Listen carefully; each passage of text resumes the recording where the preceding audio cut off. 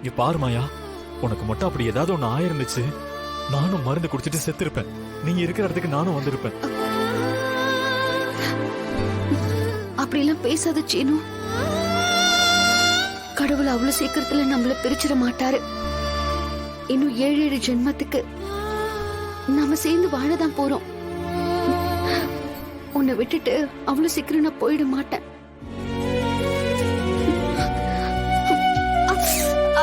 மாயா,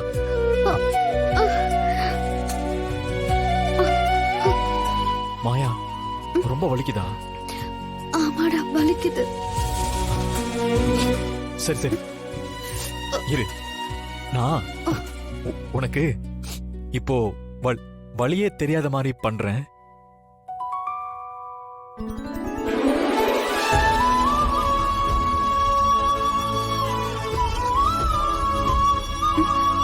டேய், இப்பதான்டா ரொம்ப வலிக்குது.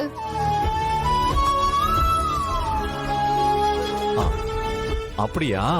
அப்போ இன்னைக்கு ராத்திரி பூராவும் உனக்கு முத்த மழையா கொடுக்க போறேன் பாரு. வேண்டாம்.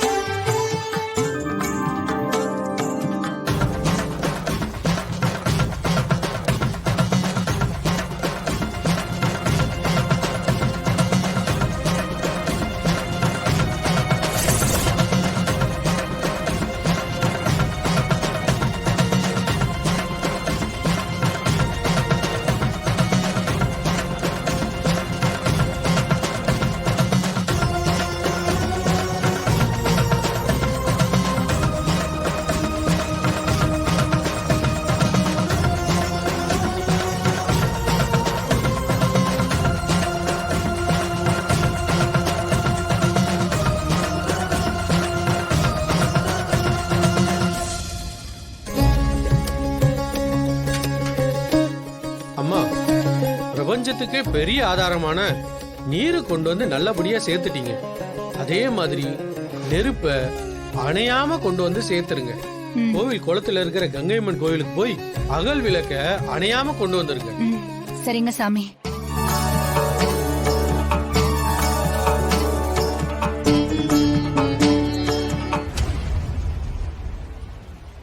சீனு, மாயா, நீ என்ன இங்க வந்துட்ட? பெரியம்மா கூட இருக்கலாம்ல? இல்ல மாயா, நீ தனியா இருப்பேல, அதான் உன் கூட இருக்கலாம்னு இங்க வந்தேன். ஓகேவா?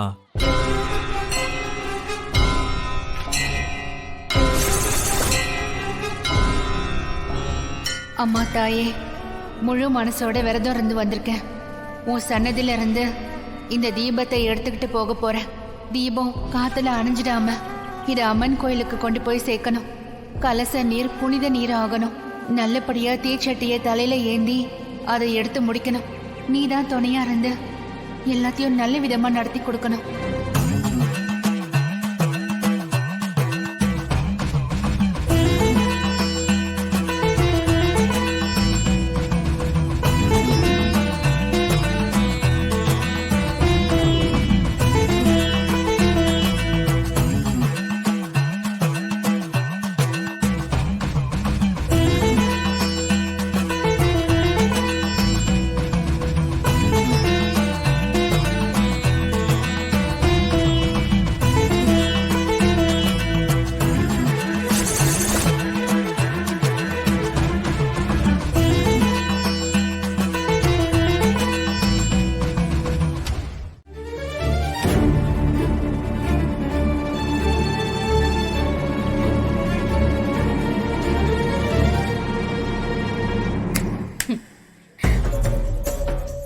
என்ன நேத்து தான் உள்ள தள்ளணும், ஆனா இன்னைக்கே வெளியே வந்துட்டாலேன்னு பாக்குறியா?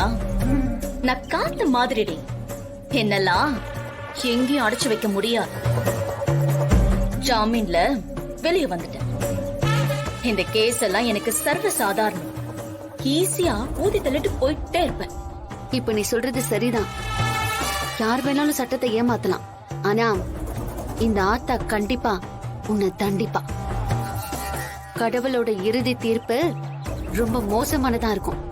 இந்த ஆத்தா இறுதி தீர்ப்ப யாருக்கு எழுத போறான்னு பார்க்கலாம்.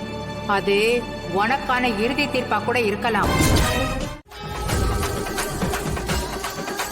அம்மா, தீபத்தை அணையாம கொண்டு வந்த மாதிரி இந்த தீச்சட்டிய தலையில சுமந்து பிரகாரத்தை 3 முறை சுத்தி வந்து இது பத்திரமா கொண்டு வந்து சேர்த்துட்டா.